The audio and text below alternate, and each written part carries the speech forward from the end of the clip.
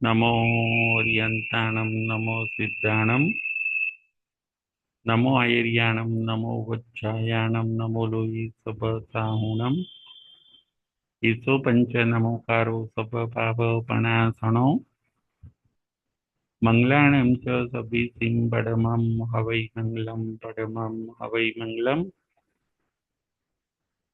ઓમ શાંતિ શાંતિ શાંતિ. પ્રમણ ભગવાન મહાવીર સ્વામીના ચરણ કમળમાં તથા સદગુરુદેવના ચરણ કમળમાં ઉપકારી સર્વ સંત સતીજીના ચરણ કમળમાં આપણા સૌના ભાવપૂર્વક કોટી કોટી અવિરામ વંદન. જય જિનેન્દ્ર. તારીખ 15/4/24 સળંગ પ્રવચન નંબર 25 ધર્મકથા. આજની આપણી કથાનું નામ છે મહાસતી સુલસા. મહાસતી સુલસા આજની આપણી કથાનું નામ છે.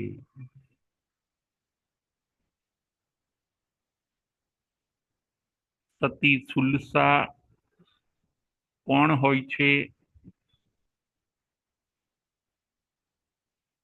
આત્માના ગુણોનો કેવી રીતે વિકાસ કરે છે?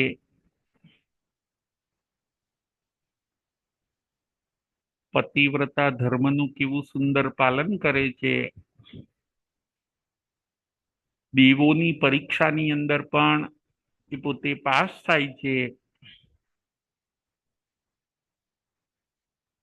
અને તીર્થંકર નામકર્મ બાંધે છે. એમનો એ બધો વિકાસ આજે આપણે જોઈશું. સુલસા મહાસતીનો વિકાસ.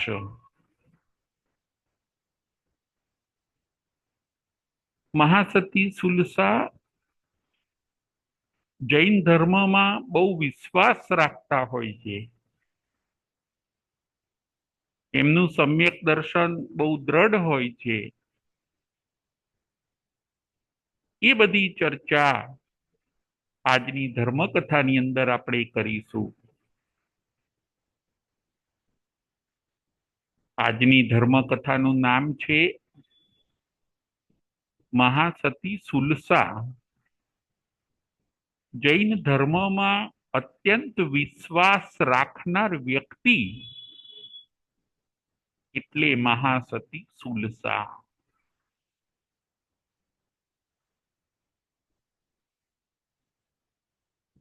સુલસાના બે પ્રસંગો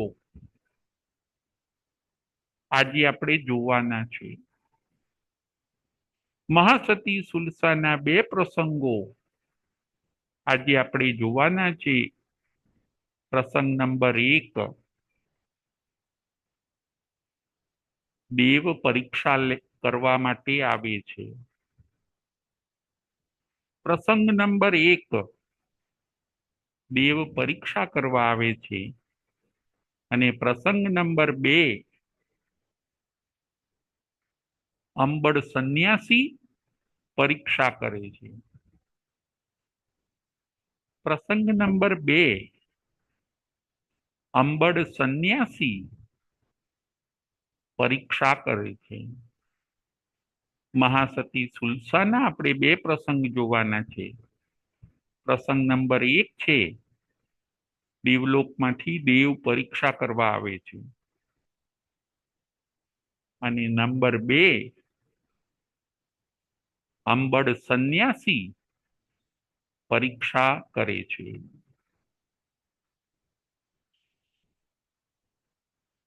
મહાસતી સુલસા રાજગૃહી નગરીમાં રહેતા હોય છે.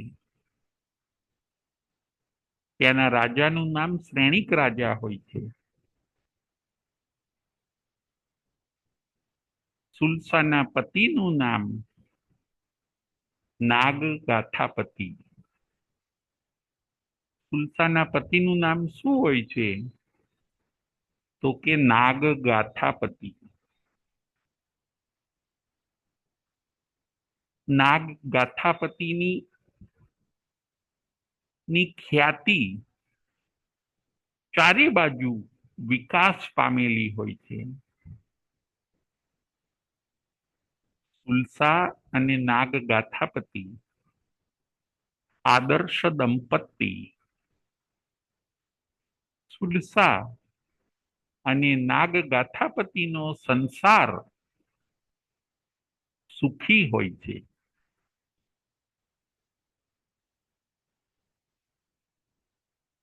એમની કીર્તિ ચારે બાજુ વિસ્તાર પામેલી હોય છે. ધનાઢ્ય હોય છે. કોઈ વાતની કમી નથી. એવા સુલસા અને નાગગાથાપતિનું જીવન આનંદમાં વ્યતીત થાય છે. પણ એક વાતનું દુઃખ હોય છે. એક બાબતનું દુઃખ હોય છે કે સુલસાને શેર માટીની ખોટ હોય છે. સુલસાને કોઈ પુત્ર નથી, એટલું દુઃખ હોય છે. બંને દંપતી સંતાન વગરના હોય છે. સમય ઘણો થયો, પરંતુ સુલસાને કોઈ સંતાન ન થયું. એ વાતનું દુઃખ સુલસાને કદાચ ઓછું હોય છે, પણ એના પતિ જે નાગગાથાપતિ છે એને બહુ દુઃખ હોય છે કે અમારા ત્યાં સંતાન નથી. અમે માતા પિતા ન બની શક્યા. એ બાબતનું દુઃખ નાગગાથાપતિને બહુ હોય છે. સુલસા તો ધર્મમાં સમજતા હોય છે. સુલસા તો દ્રઢ શ્રાવિકા હોય છે. એટલે એ તો પોતે સમજતા હોય છે કે કર્મ પ્રમાણે બધું બને છે. પરંતુ નાગગાથાપતિ દુઃખી દુઃખી હોય છે. અમને કેમ સંતાન નથી? અમને કેમ પુત્ર નથી? સુલસા નાગગાથાપતિને સમજાવે કે તમે શાંતિ રાખો. નસીબમાં હશે એમ બનવાનું છે. કર્મમાં હશે એમ બનવાનું છે. તમે ધર્મમાં વિશ્વાસ રાખો. પરંતુ નાગગાથાપતિ શાંતિ રાખી શકતા નથી.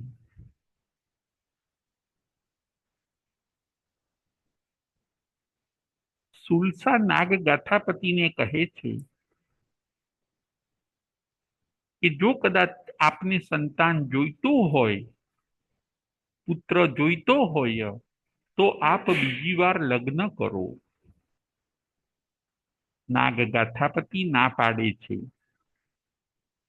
કે હે સુલસા, જે તારું સુખ એ મારું સુખ, અને જે તારું દુઃખ એ મારું દુઃખ. આદર્શ દંપતી. નાગગાથાપતિ બીજી વાર લગ્ન કરવાની ના પાડે છે કે હું તને દુઃખી કરવા માંગતો નથી, પરંતુ મારા ઘરે સંતાન નથી. સંતાન વિહોણું મારું ઘર મને ખાવા ધાવે છે. હું હિંમત રાખવા ઘણી પ્રયત્ન કરું છું, પરંતુ હિંમત રાખી શકતો નથી. નાગ ગાથાપતિ દોરા ધાગા કરે છે, મંત્ર તંત્ર કરે છે, દેવ દેવીને માને છે, પુત્ર પ્રાપ્તિ માટે થાય એટલા પ્રયત્ન કરે છે. સુલસા શ્રાવિકા નાગ ગાથાપતિને રોકે છે કે આપણે જૈન ધર્મમાં શ્રદ્ધા રાખીએ છીએ એટલે મંત્ર તંત્ર આપણે કરાય નહીં, દોરા ધાગા આપણે કરાય નહીં, બીજા ધર્મની માનતાઓ પણ આપણે રખાય નહીં. આવું બધું કરવાથી આપણું ભાવ ભ્રમણ વધી જાય છે. તમે આ મંત્ર તંત્ર કરવાનું બંધ કરો, તમારા આત્માનું બગડી જશે. જો મંત્ર તંત્ર કરવાથી પુત્ર પ્રાપ્તિ થતી હોય તો આ જગતની અંદર કોઈ દંપતીને દત્તક પુત્ર લેવા જ ન પડ્યા હોત. મંત્ર તંત્ર નિમિત્ત થઈ શકે પુત્ર પ્રાપ્તિના, પરંતુ પુત્ર આપી ન શકે.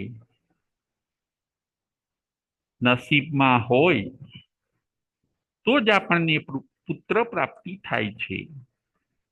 માટે આ મંત્ર તંત્ર કરીને, બીજા ધર્મની માનતાઓ રાખીને તમે વધારે મિથ્યાત્વી ન બનો. તમે સાચી શ્રદ્ધાને ધારણ કરો કે મારા નસીબમાં જો મળવાનું હશે તો મને મળશે જ. એમ કરીને તમે સ્થિર થાઓ, શ્રદ્ધામાં સ્થિર બનો, સમ્યક દર્શનમાં સ્થિર બનો. સુલસા નાગ ગાથાપતિને સમજાવે છે, હે સુલસા હું શું કરું?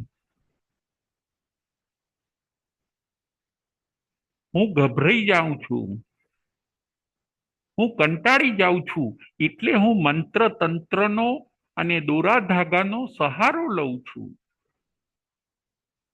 આપ આવું ન કરો, આપ ધર્મમાં મન પરોવો. સુલસા એમ કહે છે. આપણે સાચા શ્રાવક શ્રાવિકા બનવાનું છે, નહીં કે ખોટા દેવગુરુ ધર્મના આપણે ઉપાસક બનવાનું છે. ખોટા દેવગુરુ અને ધર્મના પૂજારી આપણે બનવાનું નથી. તમે સ્થિર થાઓ, હિંમત રાખો. સુલસા પ્રેમથી પોતાના પતિને સમજાવે છે. જુઓ આર્ય સન્નારી પતિને હિંમત આપે છે, પતિને સ્થિર કરે છે. સુલસા પોતે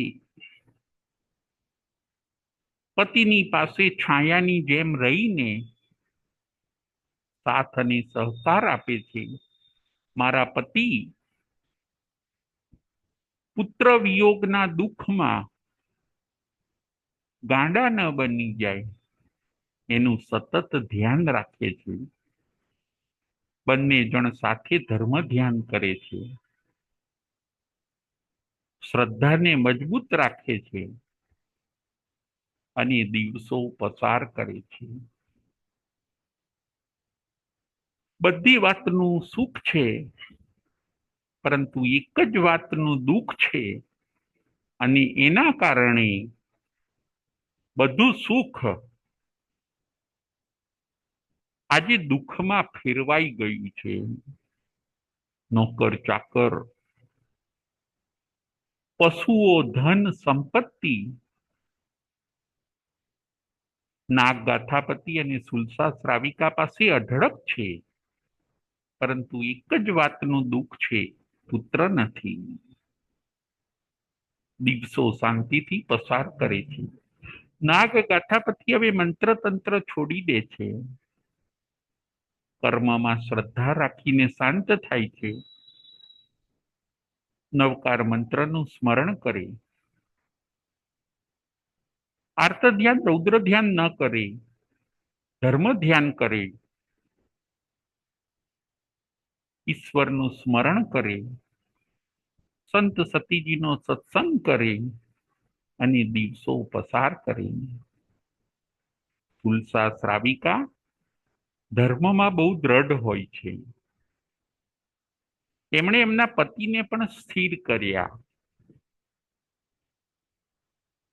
એમના ધર્મ દ્રઢતાની વાત છેક દેવલોકમાં પહોંચી. દેવલોકમાં ઇન્દ્ર મહારાજા પણ સુલસાના વખાણ કરે છે કે નીચે ભરત ક્ષેત્રની અંદર જે રાજગૃહી નગરી છે ત્યાં સુલસા શ્રાવિકા છે, એ જૈન ધર્મમાં બહુ વિશ્વાસ રાખે છે.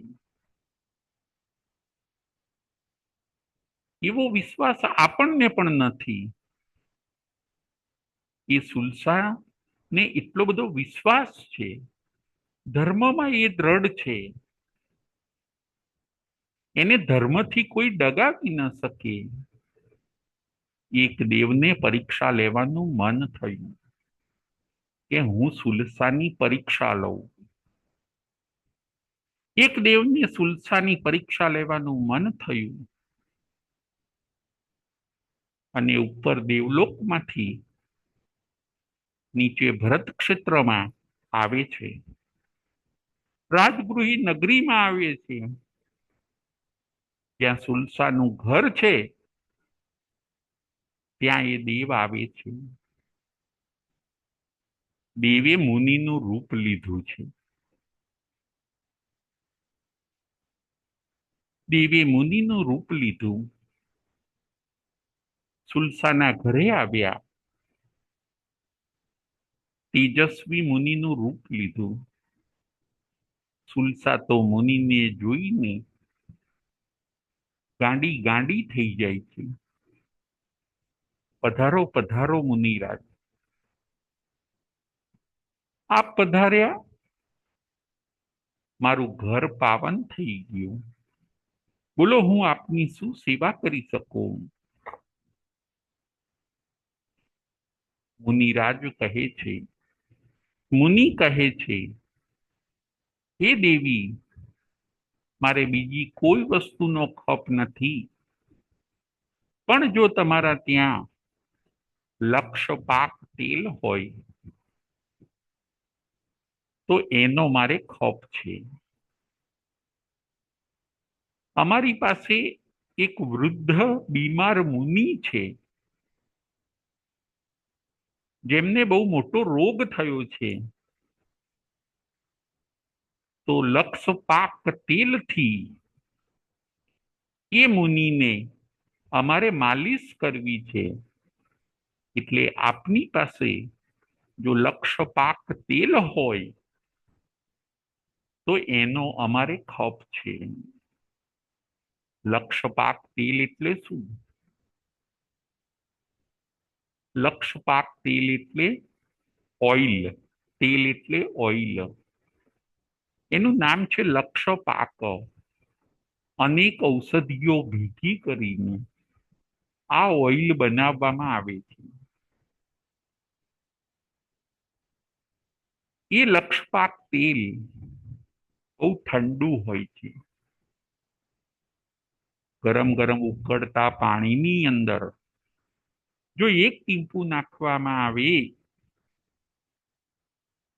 તો બધું પાણી તરત જ એકદમ ઠંડુ બની જાય છે.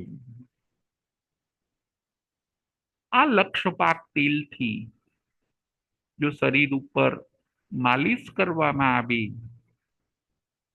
તો ગમે તેવો રોગની પીડા હોય, પીડા તરત શાંત થઈ જાય છે. હજારો ઔષધિઓ ભેગી કરીને બનાવેલું તેલ, એનું નામ છે લક્ષપાક તેલ. સુલસા કહે છે મુનિરાજને, હે ભગવાન, મારા ત્યાં એ તેલ છે, આપ હું અંદરથી લઈ આવું. સુલસા અંદરના રૂમમાં લક્ષપાક તેલ લેવા જાય છે. માટીના ઘડાની અંદર લક્ષપાક તેલ છે. એક ઘડો લઈને સુલસા બહાર આવે છે મુનિને વહોરાવવા માટે. પણ એવું બન્યું કે હાથમાંથી ઘડો છૂટી ગયો. ઘડો નીચે પડે છે, ફૂટી જાય છે, તેલ બધું ઢોળાઈ જાય છે. આ તેલ બહુ કિંમતી હોય. મુનિ કહે છે, અરે અરે અરે, આ શું થયું? સુલસા કહે છે, ભગવાન આપ ચિંતા ન કરો, ઘડો મારાથી ફૂટી ગયો. મારી પાસે બીજો પણ ઘડો છે, હું લઈ આવું છું, આપને વહોરાવું છું, આપ ચિંતા ન કરો. સુલસા હરખાતા હરખાતા બીજો ઘડો લેવા જાય છે. જુઓ, મુનિના રૂપમાં આવેલા દેવ એ માયા કરે છે. એ બધા પ્રસંગો ઊભા કરે છે. આજે એ દેવ સુલસાના મનને ચકાસવા આવ્યા છે કે સુલસાના ભાવ કેવા છે. આજે એ સુલસાની પરીક્ષા કરવા માટે આવ્યા છે. મુનિના રૂપમાં દેવ હજી માયા કરે છે. સુલસા અંદર બીજો ઘડો લેવા માટે ગયા છે. સુલસાને હરખ માતો નથી કે હું જલ્દી જલ્દી તેલ આપું. બીમાર રોગી એવા મુનિને આ તેલથી સાતા થશે. અત્યંત બહુમાન વહોરાવાના ઉત્કૃષ્ટ ભાવ બીજો ઘડો લઈને આવે છે. હજી થોડા આગળ વધે, મુનિને વહોરાવા જાય અને કુદરતી એવું બને છે કે બીજો ઘડો પણ હાથમાંથી છટકી જાય છે, નીચે પડે છે, ફૂટી જાય છે અને લક્ષપાક તેલ બધું ઢોળાઈ જાય છે. દેવની માયા. દેવ કહે છે, અરે અરે દેવી, આ શું થયું? આવું કિંમતી તેલ ઢોળાઈ ગયું. ગુરુદેવ આપ ચિંતા ન કરો. મુનિને સાતા થાય એ જરૂરી છે. તેલ કિંમતી છે એ જરૂરી નથી. મારી પાસે હજી પણ ત્રીજો ઘડો છે, આપ ચિંતા ના કરો, હું અંદર જઈને લઈ આવું છું. દેવ મુનિના રૂપમાં આવેલા દેવ સતત સુલસાના મનોભાવને ચકાસતા રહે છે. સુલસાની ભક્તિને સતત જોયા કરે છે. સુલસા પાછા અંદર ત્રીજો ઘડો લેવા માટે જાય છે. ત્રીજો ઘડો લઈને આવે છે. વહોરાવાની ભાવના ઉત્કૃષ્ટ છે. બે ઘડા ફૂટી ગયા એનું સેજે પણ સુલસાને દુઃખ નથી. વહોરાવવા માટે ત્રીજો ઘડો વહોરાવવા માટે જાય છે. દેવ પાછી માયા કરે છે. ત્રીજો ઘડો પણ હાથમાંથી છટકી જાય છે. ઘડો ફૂટી જાય છે, તેલ નીચે ઢોળાઈ જાય છે. અરે રે, આ શું થઈ ગયું? મેં ધ્યાન ન રાખ્યું કે શું થયું? મારી કંઈક ભૂલ થાય છે કે શું થયું? સુલસાથી હવે ન રહેવાયું. એ થોડા રડી પડ્યા. એમની આંખમાં આંસુ આવી ગયા કે મેં એવી કેવી ઉતાવળ કરી કે હું મુનિને વહોરાવી ન શકી. ત્રણ ઘડા ફૂટી ગયા. એનું દુઃખ નથી, તેલ બધું ઢોળાઈ ગયું એનું દુઃખ નથી, પણ દુઃખ છે એ વાતનું કે હું મુનિને વહોરાવી ન શકી. ગુરુદેવ, આપને મેં તકલીફ આપી. મારા મારા એવા કેવા ભાગ્ય કે ત્રણ ત્રણ ઘડા મારાથી ફૂટી ગયા અને હું આપને વહોરાવી ન શકી. સુલસા રડવા લાગે છે. મુનિ રૂપે આવેલા દેવી હવે પોતાનું દેવ સ્વરૂપ પ્રગટ કર્યું. હે સુલસા શ્રાવિકા, તમે ચિંતા ન કરો. આપના વખાણ મેં દેવલોકમાં સાંભળ્યા હતા, એટલે હું આપની પરીક્ષા કરવા માટે આવ્યો હતો અને ત્રણ ત્રણ ઘડાને ફોડવાનું કામ પણ મેં મારી દેવ માયાથી જ કર્યું છે. આપ ચિંતા ન કરશો. ત્રણ ત્રણ ઘડા ફૂટી ગયા, પરંતુ આપને દુઃખ થયું નથી. પરંતુ આપ વહોરાવી ન શક્યા એનું આપને દુઃખ થયું અને આપ રડી પડ્યા. આપની ભક્તિને વંદન છે. મુનિ પ્રત્યેની આપણી ભક્તિને વંદન છે. વહોરાવવાનો જે આપનો ભાવ છે એને હું વંદન કરું છું. અને એ દેવી સુલસાને કહે છે કે હું દેવલોકમાંથી આવ્યો છું અને આપની પરીક્ષા કરવા માટે હું આવ્યો હતો. પાછા પૂર્વવત ત્રણેય ઘડા દેવ બનાવી દે છે અને ત્રણેય ઘડા લક્ષપાક તેલથી ભરેલા હોય છે. દેવની પરીક્ષામાં સુલસા પાસ થાય છે. દેવ કહે છે સુલસાને કે હે સુલસા શ્રાવિકા, તમે માગો, જે માગશો એ હું તમને આપીશ. પ્રસન્ન થયેલા દેવ વરદાન આપ્યા વગર પાછા ન જાય. સુલસા શ્રાવિકા કહે છે, હે દેવ, હું શું માગું? આપને જે વાતની કમી લાગતી હોય એ મને આપો. બાકી મારી પાસે તો ધર્મ, જે ઊંચામાં ઊંચી વસ્તુ છે એ મારી પાસે છે. પરંતુ તેમ છતાં પણ અમારા સંસારમાં જે આપને કમી લાગતી હોય, જે વસ્તુ અમારી પાસે ન હોય અને ખૂટતી હોય, એવી વસ્તુ આપ મને આપો તો હું સ્વીકારી લઈશ. જુઓ સુલસા શ્રાવિકા કેવી માગણી કરે છે. સામાન્ય મનુષ્ય હોય તો દેવ પ્રસન્ન થાય તો કેટલું માગી લે, જાત જાતનું માગી લે. પરંતુ સુલસા પોતે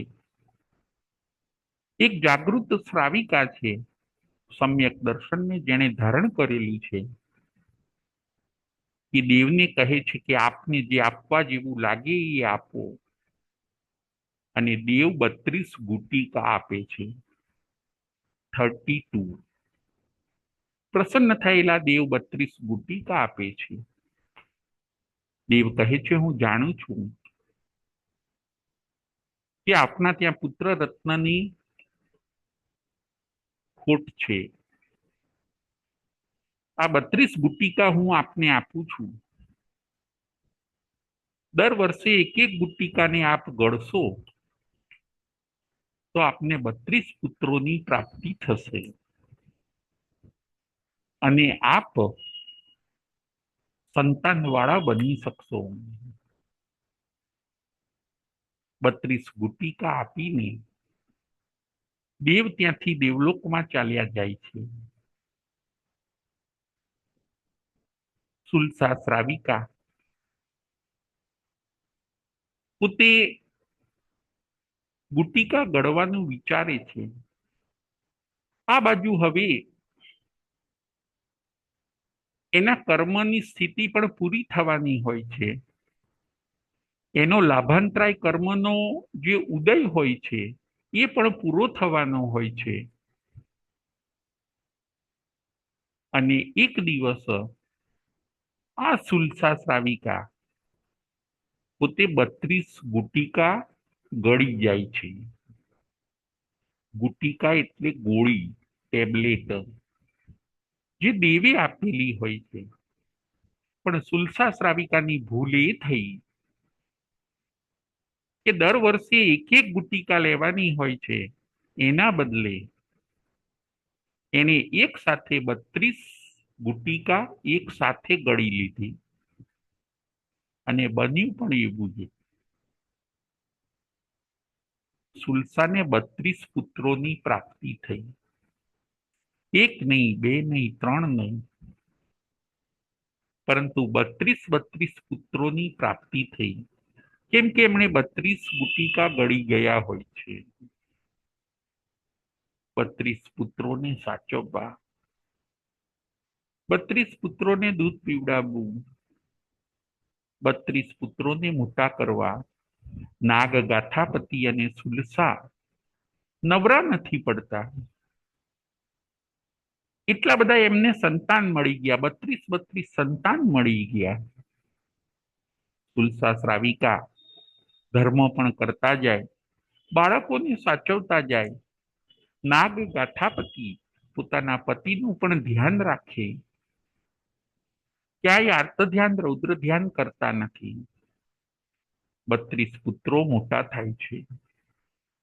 32 પુત્રો પણ કેવા દેખાવડા, સુંદર અને સંસ્કારી, પાછા પરાક્રમી. એ 32 પુત્રો શ્રેણિક રાજાના ત્યાં અંગરક્ષક તરીકે નોકરી રહી જાય છે. 32 પુત્રો શ્રેણિક રાજાની જે સેના હોય છે, એ સેનાના ત્યાં અંગરક્ષક તરીકે એ લોકો નોકરી રહી જાય છે. એ 32 પુત્રોના ત્યાં એ 32 પુત્રોના 32 કન્યાઓ સાથે વિવાહ થયા. આખું ઘર સ્વર્ગ બની ગયું. ઘરની અંદર ખુશી આવી ગઈ. એક સમય એવો હતો કે સુલસા અને નાગગાથાપતિ બે જ ઘરમાં હોય છે. હવે તો 32 પુત્રો અને 32 પુત્ર વધુઓ, આખું ઘર સ્વર્ગ જેવું બની ગયું. સુલસા ધર્મમાં દ્રઢ છે. જે મળ્યું છે મને એમાંના પુણ્યના કારણે મળ્યું છે. પોતે આનંદથી પરિવાર સાથે રહે છે. આપણે આજે બે પ્રસંગ સુલસાના જોવાના છે. એક પ્રસંગ આપણે જોયો, દેવ પરીક્ષા કરવા આવે છે તે, અને બીજો પ્રસંગ આપણે જોવાનો છે કે અંબડ સંન્યાસી સુલસાની પરીક્ષા કરે છે. એક પ્રસંગ આપણે જોયો કે દેવ પરીક્ષા કરવા માટે આવ્યા, 32 ગુટિકા આપીને ગયા, એનાથી 32 પુત્રો થયા અને એનું ઘર ભર્યું ભર્યું થઈ ગયું. હવે આપણે બીજો પ્રસંગ સુલસાનો જોઈશું. એકવાર ભગવાન મહાવીર સ્વામી ચંપા નગરીમાં હોય છે. શ્રેણિક રાજા, અંબડ સંન્યાસી બધા ભગવાનની દેશના સાંભળવા માટે જાય છે. આ છે બીજો પ્રસંગ. સુલસાના જીવન સંબંધિત આ બીજો પ્રસંગ હવે આપણે જોઈએ છીએ. ભગવાન મહાવીર સ્વામી દેશના આપે છે. શ્રેણિક રાજા, અંબડ સંન્યાસી, દેવ દાનવ માનવ, તિર્યંચ અને તિર્યંચાણી બધા સમવ શરણની અંદર બેઠા છે. ભગવાન મહાવીર સ્વામી દેશના આપે છે. દેશના પૂરી થવાયા પછી સૌના ઘરે સૌ જાય છે. આ હોય છે ચંપા નગરી, જ્યાં ભગવાન મહાવીર સ્વામીએ દેશના આપી. શ્રેણિક રાજા પણ જાય છે. અંબડ સંન્યાસી છેલ્લે ભગવાન મહાવીર સ્વામીને વંદન કરવા માટે આવે છે. આ અંબડ સંન્યાસી કોણ હોય છે? તો કે અંબડ સંન્યાસી સંન્યાસી હોય છે, છતાં પણ 12 વ્રત આદરેલા હોય છે. અને સંન્યાસી એવો કડક પાડતા હોય છે કે એના કારણે એમને ઘણી લબ્ધિઓ પ્રાપ્ત થઈ ગઈ હોય છે. સંન્યાસી પણ અનેક લબ્ધિઓ વાળા અંબડ સંન્યાસી છેલ્લે ભગવાન મહાવીર સ્વામીને વંદન કરવા માટે જાય છે. ભગવાન અંબડ સંન્યાસીનો ભગવાન અંબડ સંન્યાસીને સાથે વાર્તાલાપ કરે છે. અને છેલ્લે છેલ્લે ભગવાન મહાવીર સ્વામી અંબડ સંન્યાસીને કહે છે કે હે અંબડ સંન્યાસી, હવે તમે રાજગૃહી નગરી જવાના તમારા ઘરે, તો જો રાજગૃહી નગરીમાં તમને સુલસા શ્રાવિકા મળે તો તેમને તમે મારા ધર્મ લાભ કહેજો. ભગવાન મહાવીર સ્વામી સુલસાને ધર્મ લાભ કેવડાવે છે. અંબડ સંન્યાસી મારફત ભગવાન મહાવીર સ્વામી અંબડ સંન્યાસીને કહે છે કે જો તમને સુલસા શ્રાવિકા મળે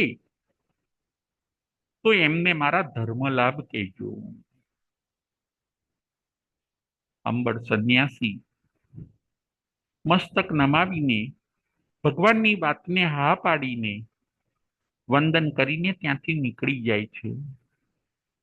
રસ્તામાં આવતા આવતા વિચારે છે કે રાજગૃહી નગરીમાં હજારો માણસ છે, ભગવાને કોઈને નહીં અને ખાલી સુલસા શ્રાવિકાને જ કેમ ધર્મ લાભ કહેવડાવ્યા?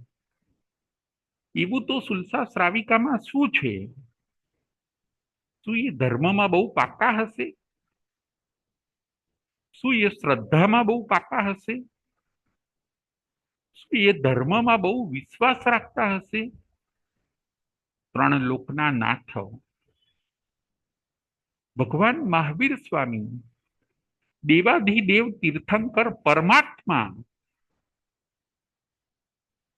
એક સ્ત્રીને,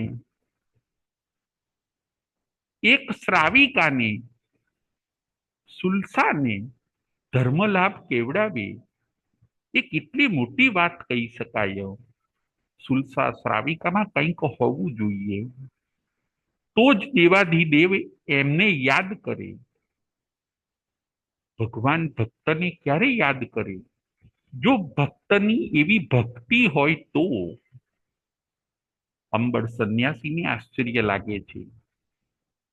એ પણ વિચારે છે કે હું પણ સુલસાની ભક્તિની ચકાસણી કરું. હું પણ સુલસાની ભક્તિને તપાસું. અંબડ સંન્યાસી પાસે પણ ઘણી લબ્ધિઓ હોય છે. જાત જાતના રૂપ બનાવી શકે, કેટલાય ડ્રામા કરી શકે પોતે, એવા લબ્ધિ સંપન્ન સંન્યાસી હોય છે. રાજગૃહી નગરીમાં આવે છે. આજે સુલસાની પરીક્ષા છે. રાજગૃહી નગરીની બહાર બ્રહ્માનું રૂપ બનાવે છે. પહેલા દિવસે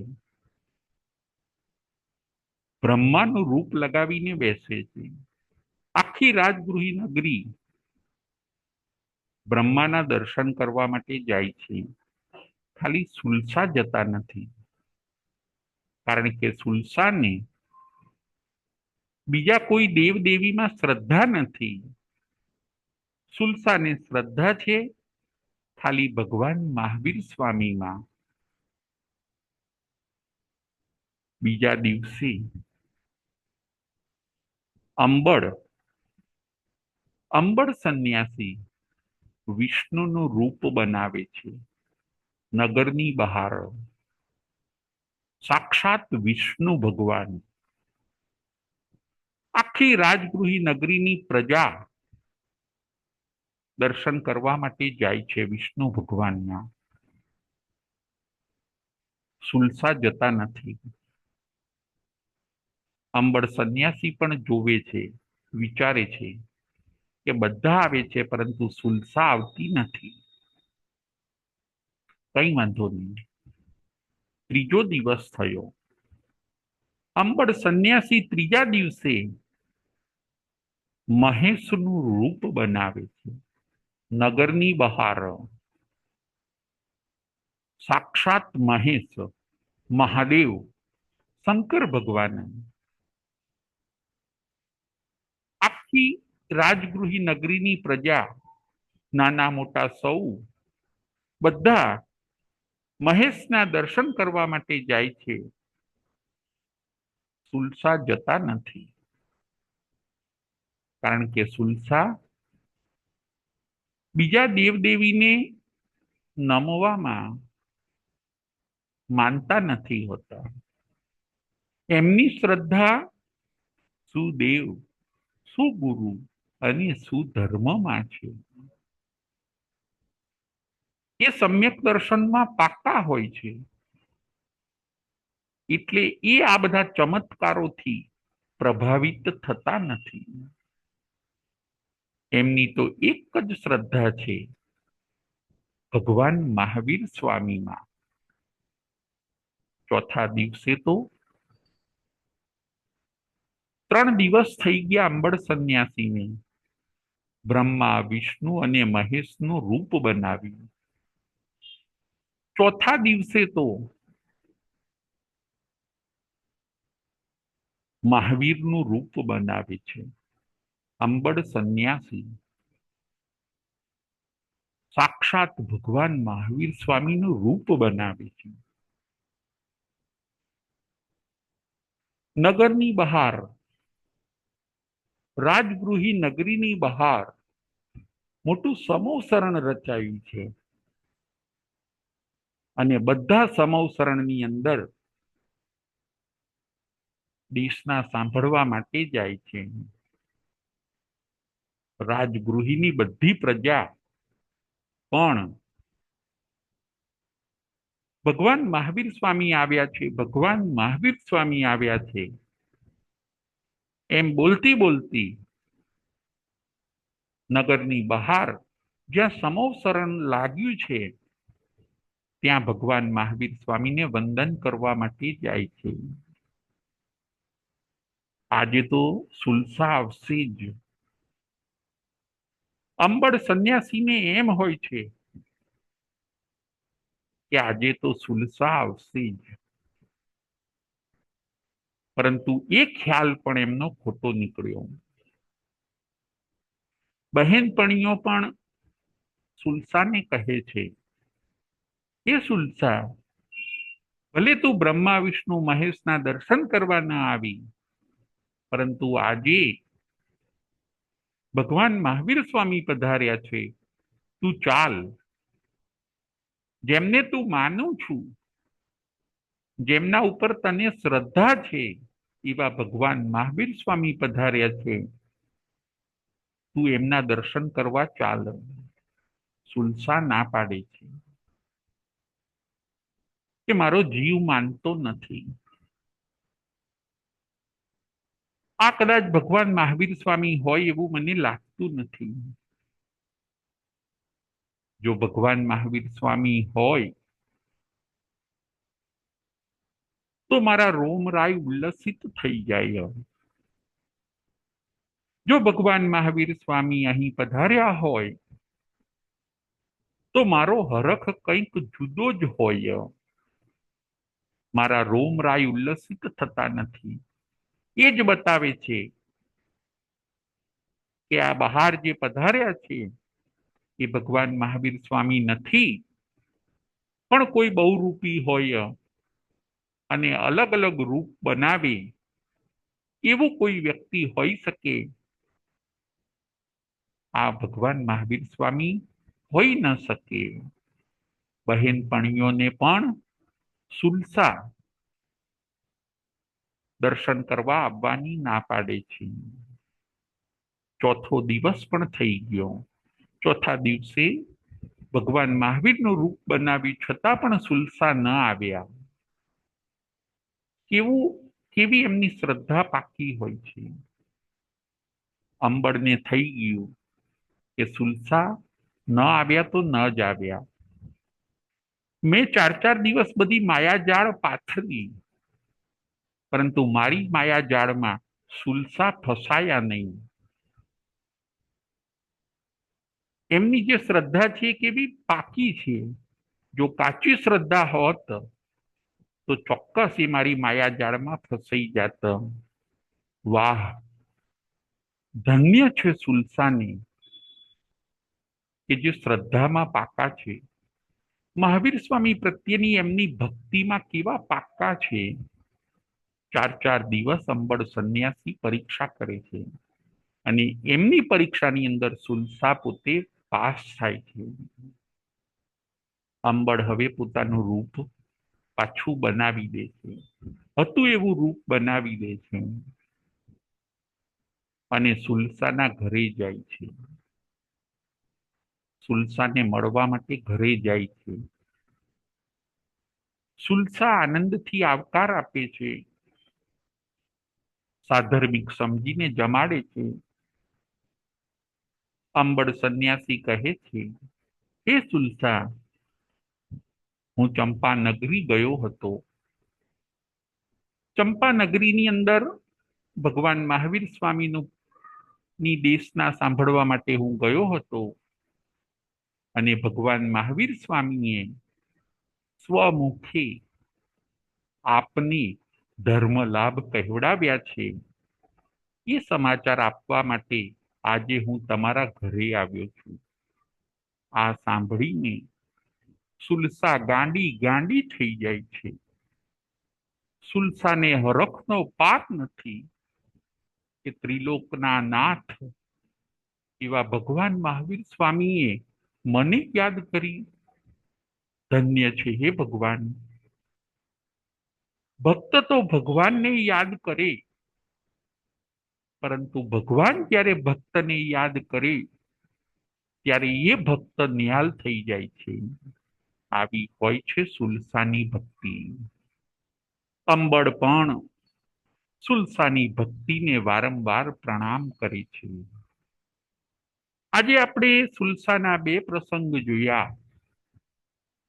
એક પ્રસંગ દેવ પરીક્ષા કરવા આવે છે અને એની અંદર સુલસા પાસ થાય છે.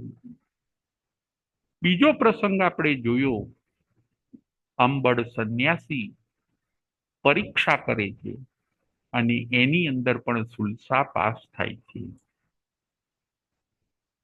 સુલસા કેવા શ્રાવિકા હોય છે.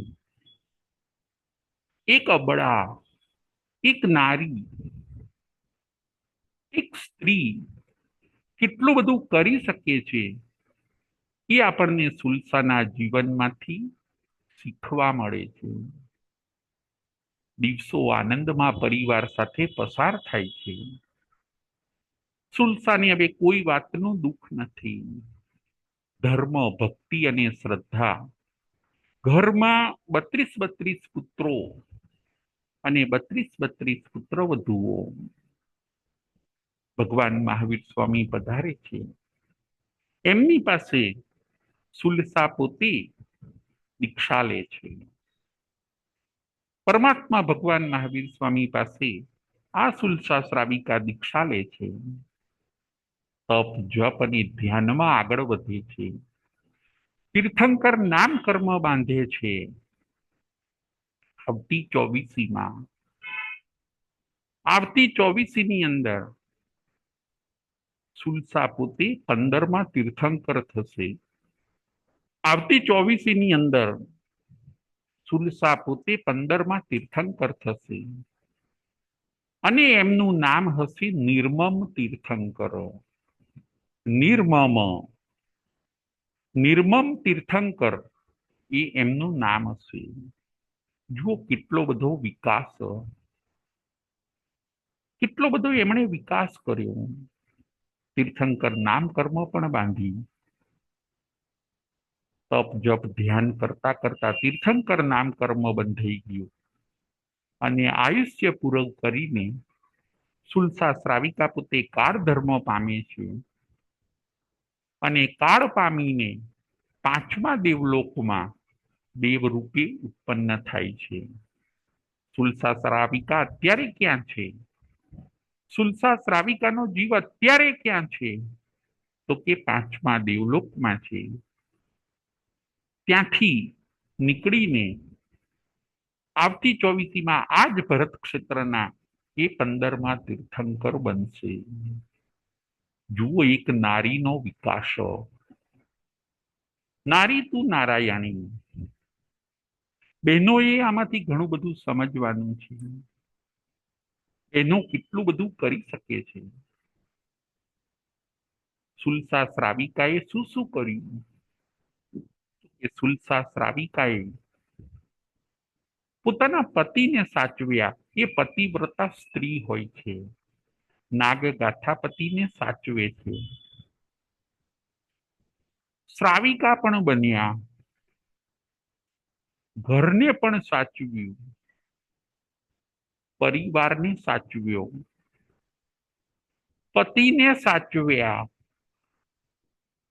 સમ્યક દર્શનને સાચવ્યું,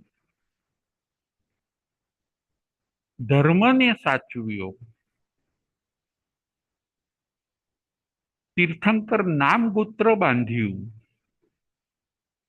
અને એકાવતારી પણ બની શક્યા. નારી તું નારાયણી. સ્ત્રીઓ જો ધારે તો ઘણું બધું કરી શકે એમ છે. સુલસાના બધા પ્રસંગો, સુલસાનું જીવન બહેનો માટે પ્રેરણારૂપ છે. 32 પુત્રોને મોટા કરે છે. આદર્શ સન્નારી, ભારતીય સન્નારી, ત્યાગ અને તપની મૂર્તિ એટલે સુલસા શ્રાવિકા. બહેનોએ પણ ભારતની દરેક નારીએ આજે ફેશન અને વ્યસનની અંદર આપણે જોઈએ તો બધા બહેનો ફેશન વ્યસનમાં ફસાઈ ગયા છે. આળસ અને પ્રમાદમાં ફસાઈ ગયા છે. આજે બહેનો બધા લક્ષ્ય ચૂકી ગયા છે. આપણે સુલસા શ્રાવિકા જેવું લક્ષ્ય બનાવીએ. બહેનોએ પતિવ્રતા બનવું જોઈએ. બહેનોએ તપ ત્યાગમાં આગળ વધવું જોઈએ. ઘરને સાચવવું જોઈએ. સમ્યક દર્શનને સાચવવું જોઈએ. ધર્મને સાચવીને આપણે આત્મવિકાસના માર્ગે આગળ વધવું જોઈએ. સુલસાના જીવનમાંથી આ બધી સુંદર આપણને પ્રેરણા મળે છે. એક નારી વિકાસ કરતી કરતી ત્રીજા ભવે તીર્થંકર બને, કેટલો બધો ઉત્કૃષ્ટ વિકાસ કહી શકાય. તીર્થંકર બનવું એના પછી કોઈ વિકાસ નથી. આર્ય ધર્મ, જૈન સંસ્કૃતિ માં સુલસાનું સ્થાન બહુ અજોડ અને અદ્વિતીય છે. આજની આપણી કથા હોય છે મહાસતી સુલસા. જૈન ધર્મમાં વિશ્વાસ રાખનારી, જૈન ધર્મમાં અત્યંત વિશ્વાસ રાખનાર એવી મહાસતી સુલસા. જુઓ આપણને બધી જગ્યાએ વિશ્વાસ છે. ડોક્ટર ઉપર પણ વિશ્વાસ છે. પરિવાર ઉપર પણ વિશ્વાસ છે. મિત્રો ઉપર પણ વિશ્વાસ છે. બસ એવો જ વિશ્વાસ આપણે જૈન ધર્મ ઉપર લાવવાનો છે. અહીં તહીં જ્યાં ત્યાં આપણે ભટકવાનું નથી. આપણી શ્રદ્ધાને અંધશ્રદ્ધા કે કુશ્રદ્ધા બનાવવાની નથી, પરંતુ દ્રઢ શ્રદ્ધા બનાવવાની છે. સુલસા શ્રાવિકા, મહાસતી સુલસા જૈન ધર્મમાં અત્યંત વિશ્વાસ રાખતા હોય છે. એવા આપણે બનવાનું છે. આજની કથાનું નામ હોય છે મહાસતી સુલસા.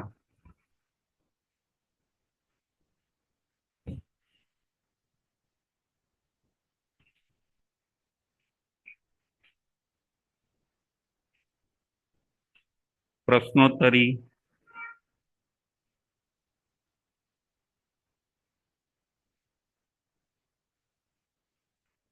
પ્રશ્ન નંબર 1.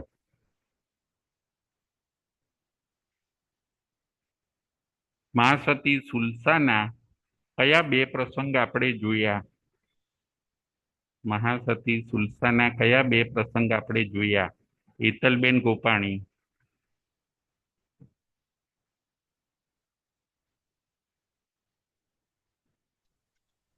જય જિનેન્દ્ર. જય જિનેન્દ્ર. સૌથી પહેલા પ્રસંગમાં દેવલોકમાંથી દેવ પરીક્ષા કરવા આવે છે અને બીજું અંબન સંન્યાસી પણ પરીક્ષા કરવા આવે છે બહુ સુલસા સરસ, શ્રાવિકાની. બહુ સરસ. એ બે પ્રસંગ જોયા આપણે. હવે બીજો પ્રશ્ન. સુલસાના પતિનું નામ શું હોય છે? સુલસાના પતિનું નામ શું હોય છે? કલ્પનાબેન શાહ. જય જિનેન્દ્ર. જય જિનેન્દ્ર. સુરસાના પતિનું નામ નાગ ગાથાપતિ હોય છે. બહુ સરસ, બહુ સરસ. ત્રીજો પ્રશ્ન. લક્ષ પાક તેલના કેટલા ઘડા ફૂટી જાય છે? સુધીરભાઈ શાહ. જય જિનેન્દ્ર. જય જિનેન્દ્ર. લક્ષપાક તેલના 3 ઘડા ફૂટી જાય છે. બહુ સરસ, બહુ સરસ. પ્રશ્ન નંબર 4. દેવ કેટલી ગુટિકા સુલસાને આપે છે? દેવ કેટલી ગુટિકા સુલસાને આપે છે? શીલાબેન શાહ. જય જિનેન્દ્ર સાહેબ. હા, જય જિનેન્દ્ર. જય જિનેન્દ્ર 32 ગુટિકા આપે છે. બહુ સરસ, બહુ સરસ. હવે આગળ પ્રશ્ન નંબર 5. ભગવાન મહાવીર સ્વામી કોના મારફતે સુલસાને ધર્મ લાભ કેવડાવે છે? ભગવાન મહાવીર સ્વામી કોના મારફતે સુલસાને ધર્મ લાભ કેવડાવે છે? પૂજાબેન શાહ.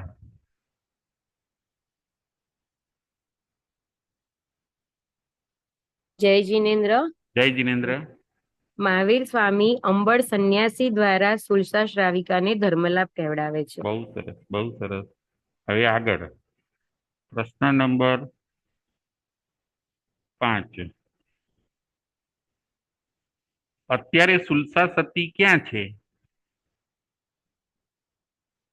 અત્યારે સુલસા સતી ક્યાં છે? કલ્પનાબેન શાહ. અત્યારે સુલસા સતી ક્યાં છે? જય જિનેન્દ્ર. જય જિનેન્દ્ર. સુલસા સતી કાળ કરીને 5મા દેવલોકમાં દેવ બને છે. દેવ તરીકે ઉત્પન્ન થાય છે. બહુ સરસ, બહુ સરસ. હવે આગળનો પ્રશ્ન. અંબળ સંન્યાસી કયા કયા 4 રૂપ બનાવે છે? અંબળ સંન્યાસી કયા કયા 4 રૂપ બનાવે છે? હેતલબેન ગોપાણી. જય જિનેન્દ્ર. જય જિનેન્દ્ર. અંબળ સંન્યાસી બ્રહ્મા વિષ્ણુ મહેશ અને મહાવીર સ્વામી એ રૂપ 4 રૂપ. જય. બનાવે છે. બરાબર છે, બરાબર છે. હવે આગળ સુલસા સતી આવતી 24મીમાં કયા નંબરના તીર્થંકર થશે અને તેમનું નામ શું હશે? સુધીરભાઈ શાહ. જય જિનેન્દ્ર. જય જિનેન્દ્ર. આવતી 24મીમાં 15મા તીર્થંકર નિર્મમ તીર્થંકર તરીકે બનશે. બહુ સરસ, બહુ સરસ. Thank you. જય જિનેન્દ્ર. જય મહાવીર.